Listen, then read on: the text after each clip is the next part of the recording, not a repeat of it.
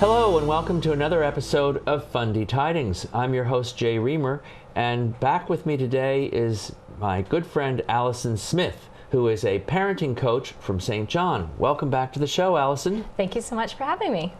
The last show was really very helpful because it was sort of, we introduced the idea of gentle parenting to the viewers, and so what that really meant was differentiating a little bit between the kinds of parenting that are predominant now, which would be permissive and dictatorial, and gentle parenting. So I think as a review, why don't we go over what those differences actually are between the approach that you would like to see implemented more and the approaches that are currently on the menu. Mm-hmm. Thank you. Certainly. So with the authoritarian, dictatorial, there's a lot of other terms.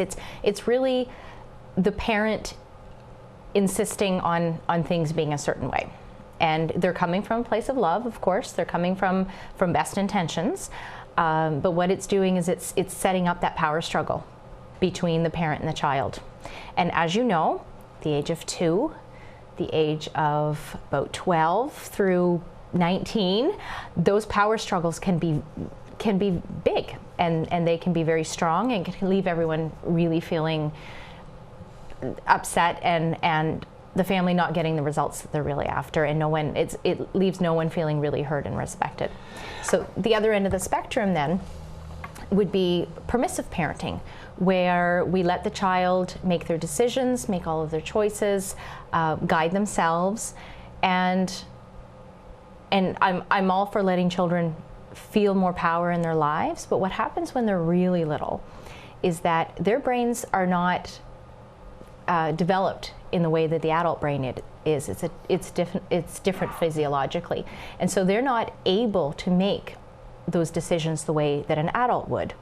So what happens is they're left floundering a little bit, and in extreme cases they begin to actually disrespect the parent because they're not feeling safe and secure, and we've all seen the effects of that gone too far, where the children aren't respecting anyone.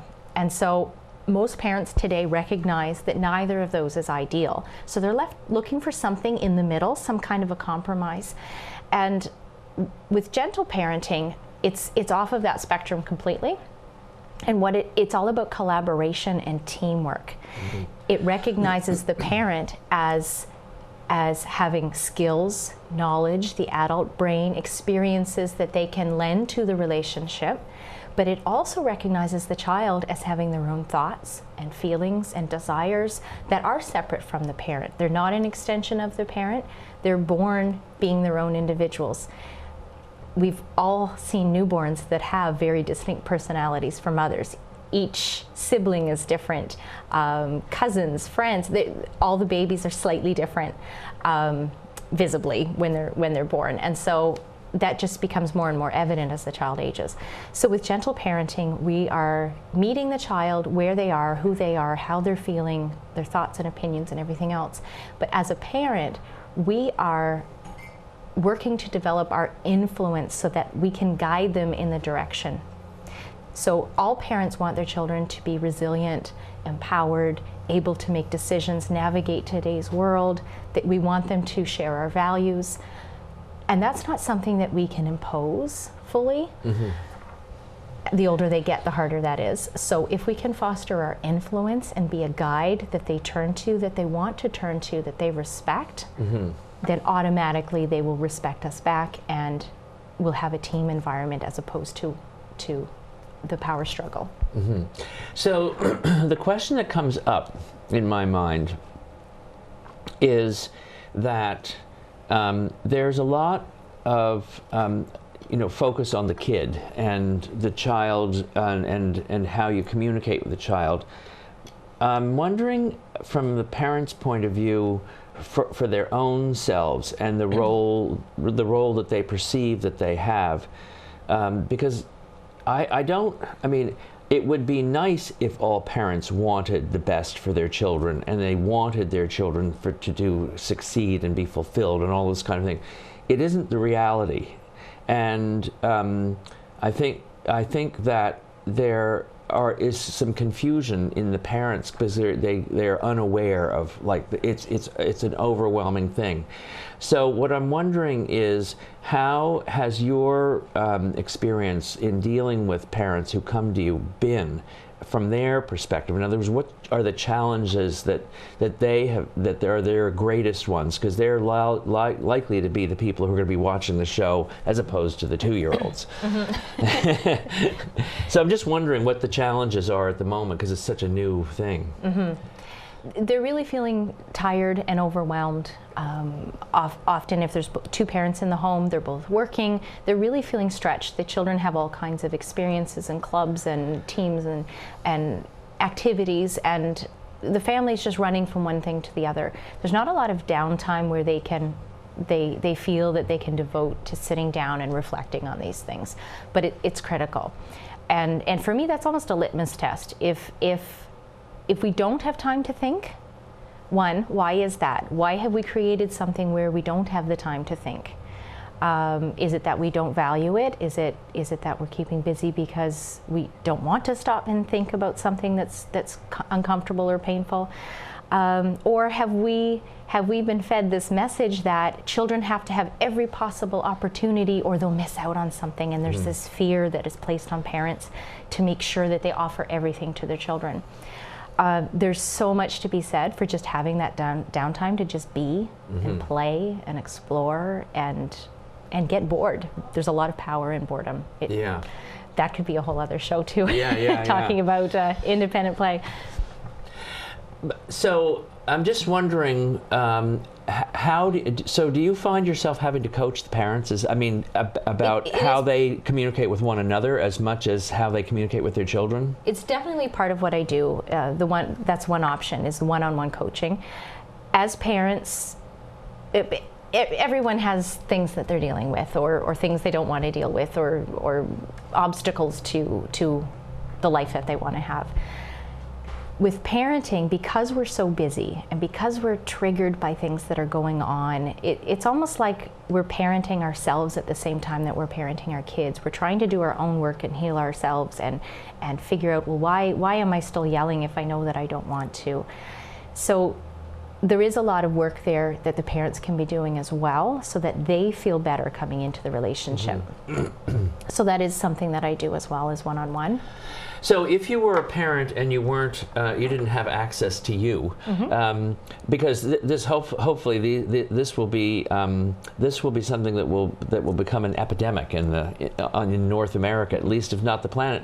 Where do people go? I mean, where would you say, if somebody from Indiana called you, what kind of, is it? Do you refer them to family services? What's the way to get people, sort of started down the road? There's a couple options. So if coaching is a fit, and it's not for everyone. Some people would be better served with therapy or mental health, or just getting a book and reading on their own, and they're good to go. But if coaching is a good fit, then I coach online as well. Skype, Google Hangouts, all of those kinds of things work really well by phone. It works almost as well as in person. Another option is I have a parenting guide online, and so it's the basics of this approach, and gives a real solid foundation to how do I make that shift and how do I get started, and what can I look at to remind myself of why I'm doing this, and what the key points are that I need to keep in mind, and that can help make a very powerful shift for parents as well.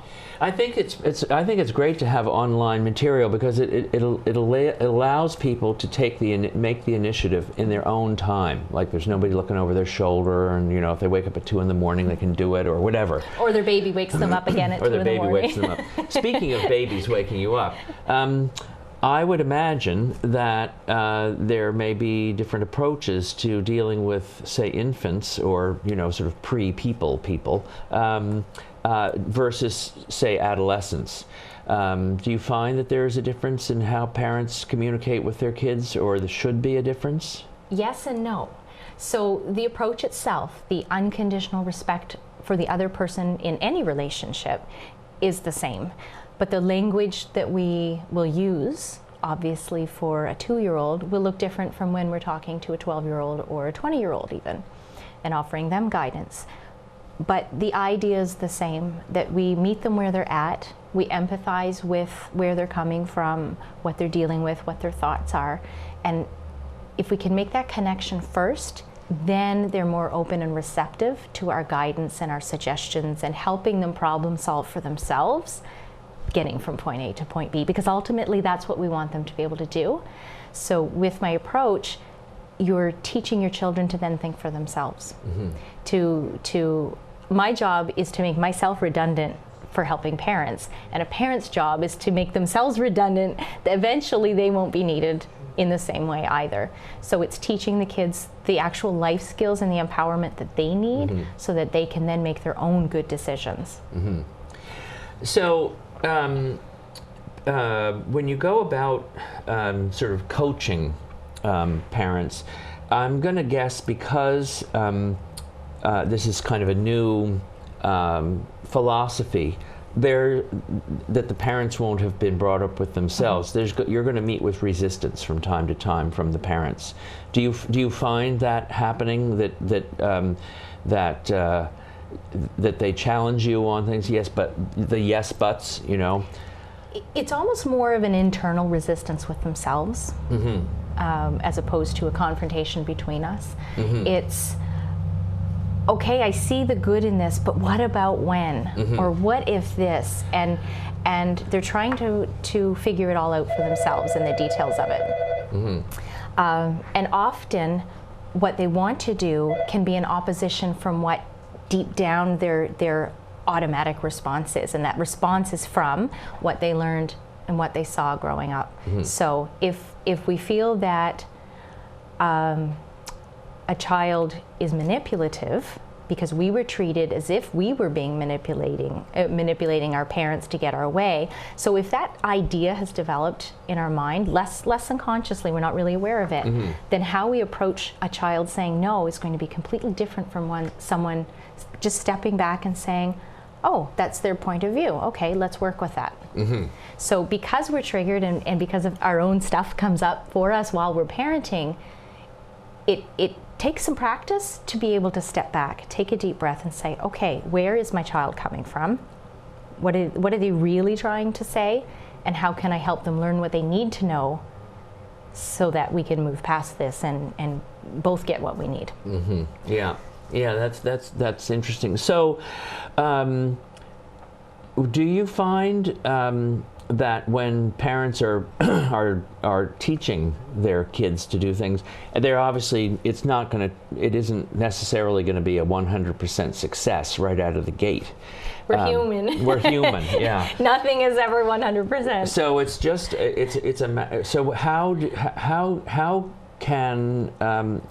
you go about encouraging, or how do these groups of people go about encouraging one another to stay the course and deal with the resisting children and all that? Because kids, are very, they're going to come up with stuff that you just aren't going to expect. And a lot every day. Every day. Oh, every day. Oh, dear. Like, really? Yeah, we found our son standing on the hood of our van. He loves to climb, but he couldn't reach something, so he thought he'd climb up on the van to reach it. And then another time we saw him hanging from the windshield wiper. So yeah, they come up with a lot. Yeah. But as an example, we could get mad at him, but what will that solve? It'll make him feel bad for exploring something and doing something that kids naturally do. On the other hand, here's this other idea that we have as parents is, but I can't let him do that. I can't let him get away with that. If I let him do it once, then he's going to think that that's okay, and he's going to do it on everyone else's car and in the store and all of that. So it's almost from a place of fear that we're worried they're going to be doing that forever or be doing it in inappropriate places. Or that they might hurt themselves. Oh, definitely, definitely. So coming from that place of fear, our reaction is going to be very different from if we look at it as, okay, he's 4, he's wondering how he can solve this problem. and he's trying out some things. Now with my son, he needs to try it out in every possible combination of scenarios that he could possibly think of.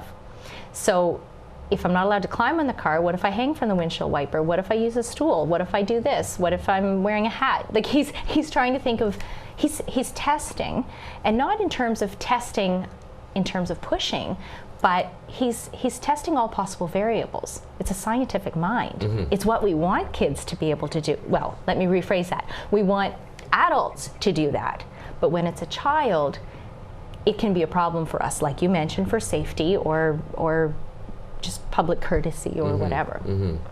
But if we look at it from the point of view of he's exploring, he's trying to find out where the boundaries are and what's okay and what's not. He's questioning, he's wondering. So if we approach it that way, it's a different conversation. Right. So it looks like he really wanted to get up high. Tell me about that. As I'm helping him down. Right. and once I've connected with him and seen it from his point of view and let him know that, he knows I'm on his side, and that's when we can have the conversation about safety, about respecting people's property and those sorts of things. Yeah. So that's a big learning curve, not only for the child.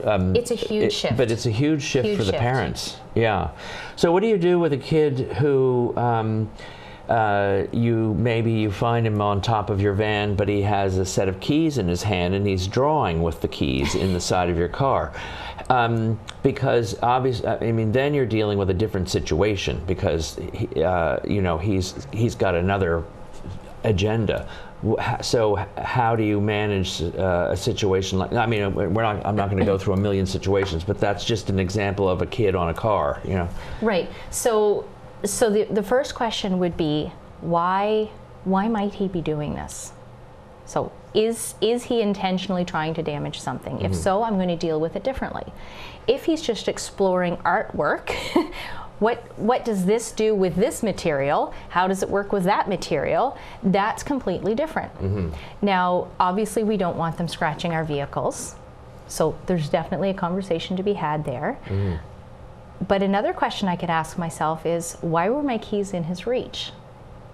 Did I put them up? Did I set him up for exploring something that was unsafe or that I didn't want? So that's a different thing altogether. Yeah. So what have I done to prevent these sorts of situations? What could I do next time?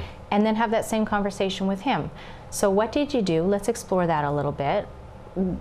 What were you exploring artwork? Like parents can usually pick up, if they take a moment and step back, they can see what the intention was from the child's perspective. And depending where they're coming from, we approach it differently. But we're still respecting the child as an explorer and a learner and someone who makes mistakes. Now, what if you have a kid who watches television and they see some guy, slice up something or do something destructive, and part of boundary seeking might be, let's see how much of this we can get away with, and they actually want to destroy something, and they choose the car is going to be so that. How do you deal with that? It would depend on the age, because a 3-year-old doesn't have the same reasoning that a 13-year-old would have. Right. So if it were a 13-year-old doing something like that, in most cases, they have the reasoning. They know what the outcome would be. They know what people's reactions might be. So their reason for doing such a thing could be very different. So is it a cry for attention? Is it a cry for help? Is it needing to have clearer boundaries? Is it needing more connection with someone? Are they feeling disconnected and angry? So where is all of that coming from? So there are paths to deal with all of the different scenarios, which is why the system, Definitely. why you have a system. Yeah. So getting back to the difference between dealing with young children as opposed to adolescents, what are some, because you kind of, a lot of times people will talk to their dogs as though they understand exactly what they're talking about, using 50-cent words and everything. And of course the dog is hearing blah, blah, blah, blah, blah in whatever language you're speaking. that must be similar a little bit in kids, because they're not going to understand a lot of the words, and they're not going to be able to communicate the same way. So what are some of the things that parents can do differently with younger kids versus older kids as far as how you handle them? Because oftentimes you're going to have both in the same family, and they could be having an argument at the table together. You definitely want to keep, with the little ones, you want to keep it very short and concise and direct, what we're saying to them. So if they're throwing food around, put your fork down, or put the peas down, or keeping it very simple. An older child, you can have more of a conversation. But before we ever get to the behavior management, as we've often called it, is understanding where the child is coming from. For example, a baby who's throwing food is just exploring gravity. What happens when I drop food from the table? Someone picks it up. I drop it again, they pick it up. Wow, this thing works every time, until mom loses it and can't take it anymore. That gravity test didn't work well with me. So that's a very different intent from the 13-year-old who's flicking peas across the table. So obviously the language will be different. So are they upset that they have to sit at the table and they're not hanging out with their friends? That to me would be an indicator of there's some kind of a disconnect in the family, that the relationship could use some building back up and more of that team approach. Obviously the 13-year-old is not going to want to hang out with their parents all the time, and that's okay. But we still need to make sure that relationship is solid, so that when they do need us, we're right there for them. Yeah. It is amazing. I know, it just crossed my mind. I get questions quite a lot, and a lot of times the parent is concerned about the feelings of the child, especially if the child doesn't receive an invitation to Aunt Millie's 74th birthday party. My child's going to be so upset. How do parenting skills come in to the situation where the parent is actually living vicariously through the child, where you see they almost are living through the child's eyes, their own existence. So, for instance, if a parent wasn't particularly good at something when they were little, they want the kid to be, and they're pushing. So it's kind of like the hockey mom. How do you deal with that today? How would gentle parenting look versus the kind of parenting that we have in place today? So obviously the parent, first of all, would need to see it as a problem, and would need to be seeking support in making a shift, making a change. They'd have to see it as a problem in themselves. Right. Right. And so that's a big barrier. Definitely. I mean that could almost be a cultural thing in some situation, in some cases. And that's true for anything. If someone wants help, there are options available, and if they don't, then there's not a lot we can do. Right. So this is kind of a lead the horse to water kind of a thing. You can, that's the best you can do. This isn't a silver bullet or anything magical. It's not a quick fix, that's for sure. Yeah. It's quick in that once we make the shift to really checking in with ourselves and saying, am I respecting my child?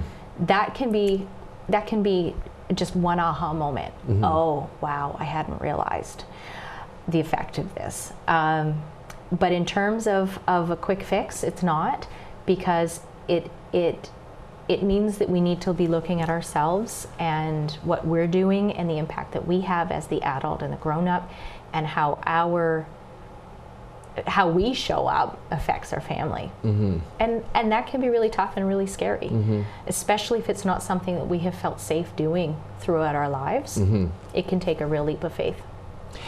One of the things that I know happens, a dynamic where I get a lot of questions, is around sort of the adolescent years, where I think the parent anticipates that the nest is going to start thinning out a bit, and the parent starts to become more of a friend to the child, as opposed to really giving good parenting skills. Like they almost can like lead the child astray through example, as opposed to remembering that, okay, this kid can be your friend, but you're still the parent, like up until 18 or whatever it is. How do you deal with that, where there's an imbalance between I want to be your pal and I am your parent? Because that's a struggle no matter what philosophy you're following. But in gentle parenting, how do you handle it? So just to clarify a little bit in terms of where I stand on the being your child's friend. I am friends with my young children. But that's not to say that I don't have more experience and more knowledge and a different perspective than they have. And if I'm seeing something unsafe or unhealthy, it is my job as the parent to set some boundaries and to help them learn the consequences of their choices. And if need be, to make the decision for them until they're old enough to make that for themselves.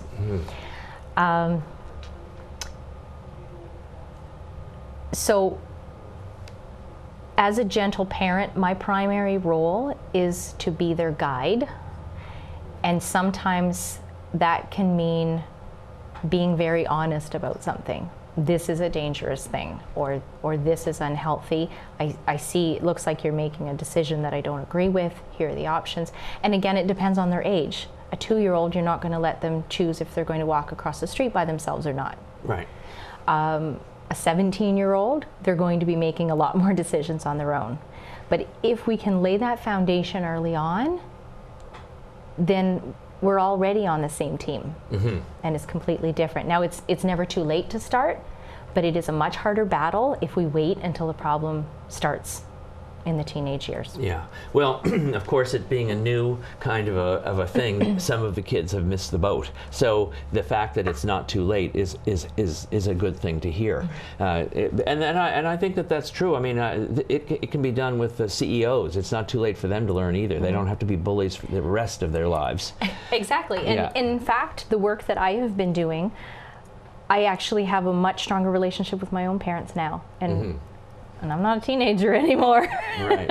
Yeah. So it isn't too late it's all about relationship. Yeah. So starting now, if your kids are teenagers or your kids are in their 20s, you've got a little catching up to do, and there's going to be a bit extra work involved in repairing the relationship and building the relationship. But it's better to start now than tomorrow. Right. Or to start in 6 months. Yeah. Well, I'm glad that it's not too late to start. And anyway, but thank you, Alison, because we've come to the end of this segment, for coming down and sharing these thoughts with us, because I think they're really important. And thank you all for watching another episode of Fundy Tidings, and we'll see you again soon.